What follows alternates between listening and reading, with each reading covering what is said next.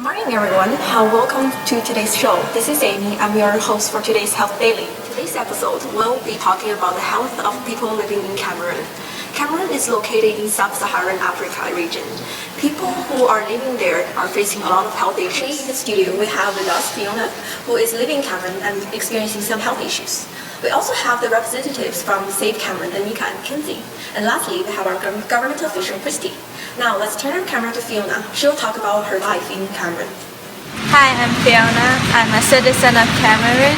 I have 3 children. They all have serious diseases because we don't have access to clean water. Once we drink the water, we will get sick so easily. My children cannot attend to class because they are sick, and we have to go to the doctor regularly, but the doctor is miles away from us. We have to walk 2 hours every time. And I think my situation is already better than many of my friends because they have more children than I do. It requires more time and money for them to take care of them. Thank you, Fiona, for sharing. Now let's turn to Anika and Kinsey.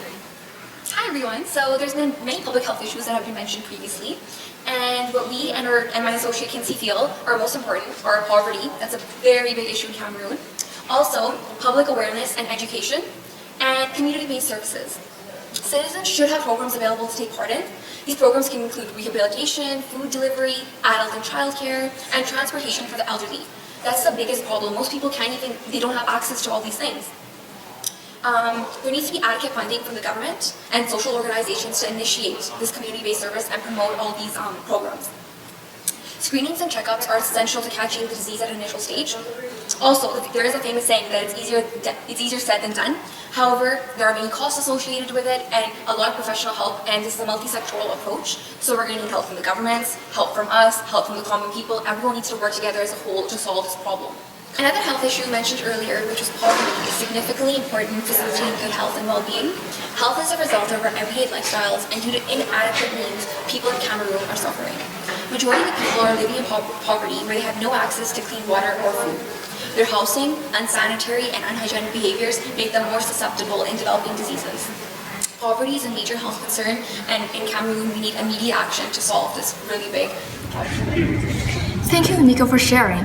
And now I'm going to briefly talk about poverty, which is also one of the most impactful issues in Cameroon. Poverty leads to problems in nutrition, sanitation, and ultimately people's health status. In fact, poor nutrition is a leading factor for loss of health in low and middle income countries like Cameroon. A lack of nutrition causes people to have weak immune systems and makes them easier to get infected by diseases such as malaria, measles, and diarrhea. On top of that, the illness makes it harder for people to eat and absorb nutrients they take in, making them even more prone to other potential diseases. And in short, diseases are born because of poverty, and yet they keep people impoverished. In addition, we believe that the health status can be improved by simply having more opportunities to public education and raising more awareness to the typical diseases people living in Cameroon are mostly exposed to. Thank you. Now let's turn to our government official, Kristy. The major factor leading to all these problems in Cameroon is that the country lacks of financial and public resources. As Cameroon is one of the largest oil producers in the sub-Saharan region, and the oil prices are anticipated to decline in 2016 and 2017, they should be focused on developing its oil industry and try to gain more investment from other countries. As long as they have sufficient funding, they could do outsourcing to get help from other countries on establishing and executing government policies effectively. For example, in order to solve the water and air pollution problems, they should install a sewage system or reduce the manufacturing emissions within the countries. Also, penalties should be imposed if the national standards are not met by any individual industry. As long as the living standards increase, the rates of accidents at school and work would be then decline, because people now have a better health conditions. Overall, it leads the economy to be more productive and rich, and which results Cameroon has a better health scheme.